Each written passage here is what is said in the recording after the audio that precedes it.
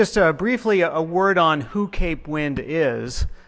Cape Wind is being developed by Boston-based energy company Energy Management Inc., or EMI. Company's actually been around since the 1970s. It began very small, 2 or 3 guys. They were selling pollution control technology. They were implementing energy conservation and energy efficiency systems for large electric users in New England. And then the company kind of shifted gears in the 1980s and 1990s. EMI was one of the first to develop merchant natural gas power projects, so on the power generation side. And it successfully developed and operated 6 natural gas and 1 biomass power plant in New England throughout the 1970s and 1980s.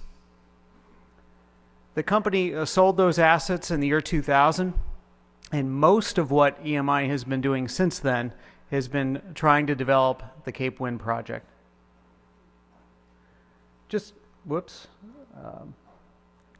kind of big picture, and I think some of the other speakers today have gotten on parts of this, but you know, electricity demand is growing in our region about 2% a year. It doesn't sound like a lot, but it adds up. And you know, 7 or 8 years ago, we had a pretty big cushion of generation supply ahead of our demand, and that has certainly shrunk in recent years. We need to do a lot on the demand side of the equation, and I know we've been hearing about some of that today. There's enormous potential we can do to use the electricity we have much more intelligently. But it's clear that we're going to need more on the supply side as well, not only because of rising demand, but also much of the existing fleet of power plants that serve our region are very, very old facilities. They're not going to last forever, and we're going to need sources to replace them. Broadly stated, our options here in New England for new power generation sources, one category is nuclear power. And while I think that with the growing concern about climate change is one of the reasons why I think there may be parts of this country where we will see some new nuclear power plant facilities built, I do not expect that New England is going to be one of those locations. I'd be very surprised to see that in the foreseeable future. Another category is coal and oil power plants. Our region still has a number of those to provide a chunk of our baseload power capacity. Those tend to be many of the older power plants in New England. They are generally the most polluting as well. There's new technology with those types of units that you can be more efficient and pollute less. But as a general matter, those projects are harder to site, and I think that's a big reason why we haven't seen any of those projects built in quite some time. Well, another category I was speaking of earlier, our company's involvement in the past with natural gas. And really, natural gas has been kind of the solution in the past 20 years.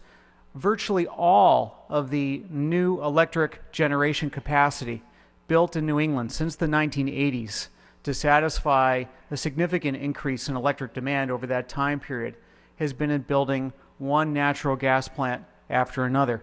So much so that today we are well over 40% and we're approaching 50% reliance on natural gas for our electric generation. I think that there are reasons why the next 20 years will not see a replication of that. One is most of the natural gas we rely on are in pipelines in the ground coming from the Gulf Coast in Canada that are of fixed diameter. And we already see that on a cold winter day that gas is pretty well tapped. And to satisfy all of the heating customers that use that gas, there sometimes isn't as much gas left over for the power plants that use it as we would be comfortable with. That's why the one existing LNG facility in our region, in Everett, near Boston, which there are some concerns about, but that's why there are so many other proposals for other LNG facilities up and down the coastline as a way to try and augment that gas supply. But if we start going down that road, you know, our last speaker spoke eloquently about the energy independence challenge. Well, not only will we have a problem having to import a lot of foreign oil to power our cars in the form of gasoline, but for electricity, if we're bringing in natural gas from comparatively friendly places like Texas and Canada today, if we start going with a lot of LNG facilities, that's a global market, and the biggest exporters of that fuel in the years to come are going to be Iran, Russia, and Qatar.